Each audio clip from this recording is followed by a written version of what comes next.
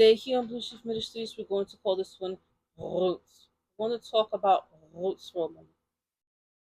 If you're someone in the business that is in the entertainment business, you will notice that the business absolutely bombards you. And you don't even realize it at first, but before you even know it, you're not living for yourself, you're living for other people, you're living for the management, you're living for the agents, you're living for others there. And then you start to lose yourself because you start to lose who you are. I'm not saying to be obsessed with your roots. I'm not saying to be obsessed with your nationality, but know who you are. Know what your roots are. Your roots are very important. Now, bloodline cleansing videos are right down below, and I ask and I implore all of you to start your bloodline cleansing journey now. There are many things that are in our family trees that is absolutely evil and no good for us, and we must break that cycle. But it doesn't mean we cannot plant a new tree of our own. I'm going to say that again. It doesn't mean we cannot plant a new tree of our own and start a new family tree and start a new bloodline. Yes, those things in our bloodline have happened and they count and they matter, but we do not have to put them into practice, especially when it comes to evil things and false beliefs. We can bloodline cleanse. We can repent. We can repent for the sins of our bloodline. Yes, we can. I am living proof of it. I am the trailblazer. I'm the first one in my family. This is my 6th solid year in bloodline cleansing, and it has been a complete revelation.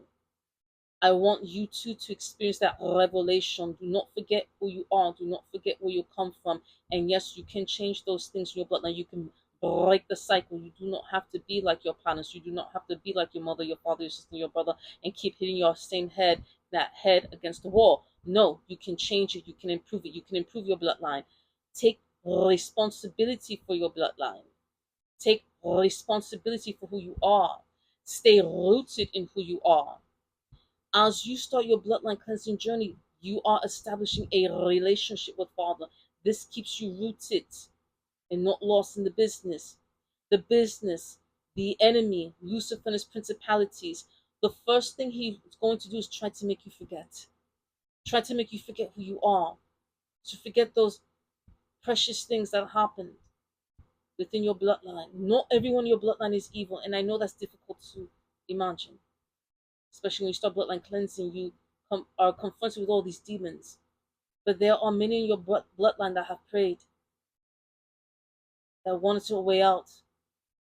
And at the time, they just couldn't, either because they failed, because they were weak, or they were just so overwhelmed and suffocated by the enemy that no one helped them. And they pray that someone will come along and finally break the cycle.